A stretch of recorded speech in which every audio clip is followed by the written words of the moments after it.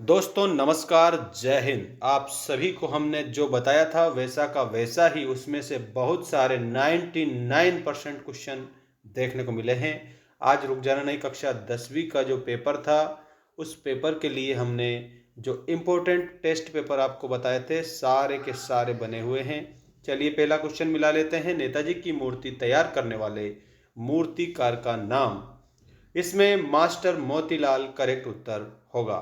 दूसरा प्रश्न था तुलसीदास जी की रचना, तो विनय पत्रिका तुलसीदास जी की रचना सही उत्तर हो जाती।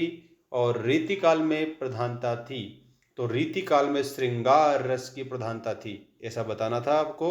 और रस को जगाने वाले या उद्दीप्त करने वाले कारणों को विभाव कहा जाता। इसके बाद गंतोक का अर्थ आपको पहाड़ बताना था। और इसके अलावा आप सभी को देखो, शिव धनुष टूटने पर परशुराम जी क्रोधित हो जाते हैं, ऐसा आपको बताना था। इसके बाद में रिक्त स्थान में देख लीजिएगा, अट नहीं रही कविता फागुन ऋतु का वर्णन, शांत रस का स्थायी भाव, निर्वेद और मुहावरा वाक्यांश बताना था। नवाब साहब ने बालम खीरा खरीदा था। लेखक स्वयं प्रकाश का जन्म इंदौर में हुआ था। आग्नेय ने जापान में हुए बम विस्फोट पर हिरोशिमा नामक कविता लिखी थी। और उसके बाद में तुलसीदास रीतिकाल के कवि हैं, इसमें आप लोगों को असत्य बताना था। 10वां रस वात्सल रस है, ये सही है। लखनवी अंदाज के लेखक यशपाल है, ये भी सही है। शब्दों के मेल को संधि कहते हैं, ये गलत है। बाल गोविंद भगत कबीर को साहब मानते थे, ये सही है।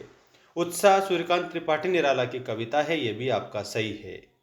और इसके बाद में यहाँ जोड़ी भृगुकुल सेतु, इसके आगे परशुराम, मात्रिक के आगे छंद, माधुर्य के आगे शब्द गुण, लखनवी अंदाज के आगे आप लोगों को नवाब साहब, सार के आगे संक्षेपण और सिक्किम की राजधानी गंतोक, ऐसा बताना था। इसके बाद में एक शब्द एक वाक्य में उत्तर में भ्रमर गीत सूरदास की रचना बतानी थी। सूरदास जी की रचना भ्रमर गीत। मैं क्यों लिखता हूँ, अज्ञेय ने लिखा है और इसमें जापान की यात्रा का वर्णन किया गया है। माटी की मूर्तें बेनीपुरी जी की रचना थी। राम वृक्ष बेनीपुरी इसमें बताना था। पंचवटी में दिगु समास आप लोगों को उत्तर के तौर पर बताना था। शब्द गुण के 3 भेद, माधुर्य, ओज और प्रसाद, फेरी भेटुलक अर्थ फिर मिलेंगे, ऐसा बताना था। बाकी गोपियों द्वारा उद्धव को भाग्यवान कहने में क्या व्यंग निहित है। प्रयोगवादी काव्य की 2 विशेषताएं। रीतिकाल को यह नाम क्यों दिया गया है, रीतिकाल। इस प्रकार के आपको क्वेश्चन बताने थे सारे, जो कि आप लोगों को मैंने इसमें बताया है। इसी प्रकार से पूरा पेपर सरल था, कोई दिक्कत वाली बात नहीं, सभी स्टूडेंट आराम से पास हो जाएंगे। और ऐसा कोई स्टूडेंट नहीं रहेगा जो पास ना हो। सभी को अगले पेपर के लिए जो हमारे यूट्यूब चैनल पर बेस्ट वीडियो आ रहे हैं उनको ज़रूर देखो और आराम से आप पास हो जाओगे, ताकि आप लोग आगे भविष्य में और भी धमाल मचा सको। चलिए मिलते हैं नेक्स्ट वीडियो में। धन्यवाद। जय हिंद, वंदे मातरम।